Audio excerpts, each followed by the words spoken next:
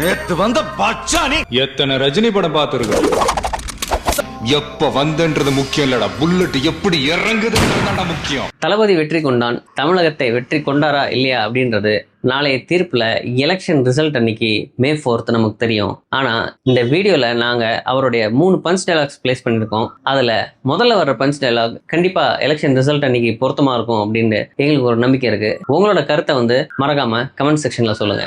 Number 3, Thirumalai படத்துல வர வாழ்க்கை ஒரு வட்டம், கீழே இருக்க மேல போவான், மேல இருக்க கீழே வருவான் அப்படின்றது கண்டிப்பா இது எல்லார் வாழ்க்கைக்கும் பொருத்தமான ஒரு பஞ்ச் டைலாக் தான். வாழ்க்கை ஒரு வட்டம்டா, இங்க ஜெயிக்கிறவன் தோப்பான், தோக்குறவன் ஜெயிப்பான். நம்பர் 2, போக்கிரி படத்துல வர ஒரு வாட்டி நான் முடிவு பண்ணிட்டேன்னா என் பேச்ச நானே கேட்க மாட்டேன் அப்படின்ற டைலாக்.